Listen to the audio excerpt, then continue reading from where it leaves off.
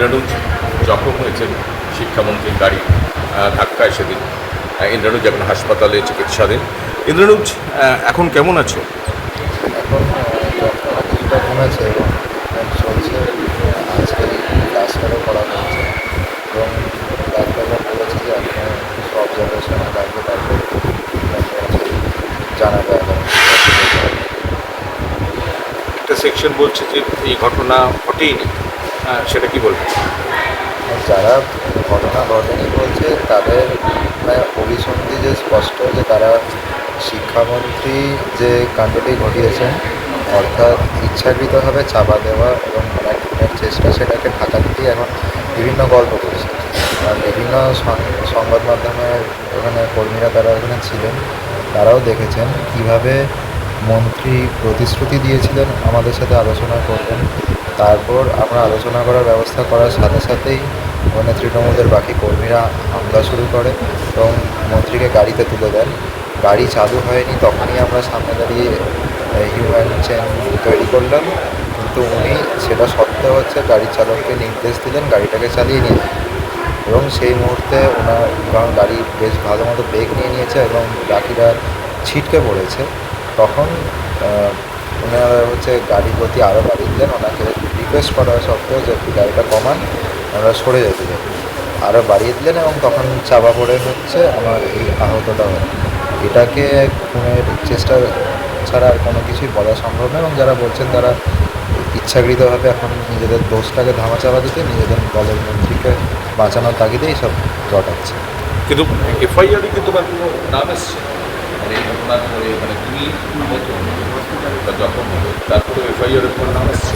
হ্যাঁ, একটা এফআইআরে আমার নাম এসেছে শুনলাম এখানে এখানে যারা এসেছিলেন, এবং তাদের থেকে জানতে পারলাম যে কোনো একজন তৃণমূলের কর্মী তার কোয়ার্টার ভাঙচুর এবং কোনো একটা অফিস জ্বালানোর নাকি ঘটনায় এফআইআরের নাম আমার দেওয়া হয়েছে।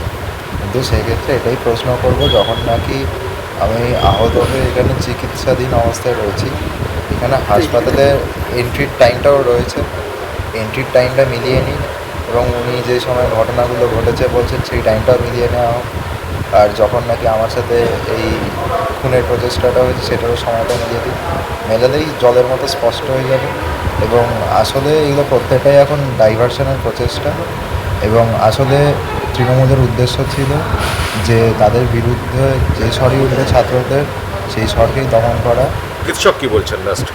চিকিৎসক বলছেন যে আপাতত চোখের এই যা ইনজুরি রয়েছে, সেলাই কাটার পর ওনারা অবজারভেশনে দেখবেন যে চোখের কন্ডিশনটা ইমপ্রুভ করছে কিনা, পরে আরও একটা সিটি স্ক্যানের মারফত চোখের অরবিটাল প্লেনটা সেম রয়েছে কিনা চেক করবেন, এবং পরবর্তীতে চোখের পাতার এখানটা যেহেতু ছিঁড়ে গেছে, এটাকে প্লাস্টিক সার্জারির মাধ্যমে আবার রিপ্লেস করার কথাও বলেছে।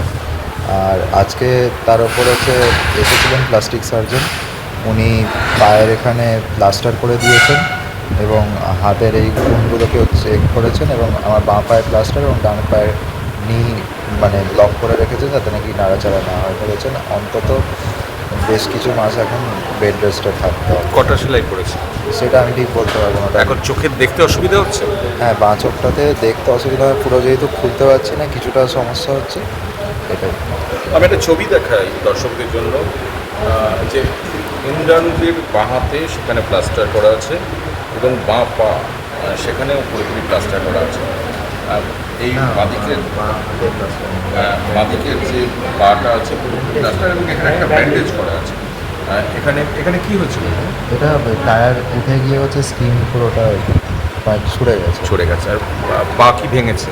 পা ভেঙেছে কিনা সেটা রিপোর্টে ওটা ওনারা ডাক্তাররা স্পষ্ট বলতে চাইছেন না। ওই স্যারও রয়েছেন, বাবাও রয়েছেন, ওনারা এখানে কথাও বলছিলেন যে রিপোর্ট কেন প্রকাশ করা হচ্ছে না, কারণ আমার এক্সরে ঘটনা রাতেই হয়ে গেছিলো, কিন্তু এখন অবধি এক্সরে রিপোর্টে কি ভেঙেছে কি না হয়েছে কিছুই বলছেন না। প্লাস্টারটা করেছে। প্লাস্টার করে দিয়েছে।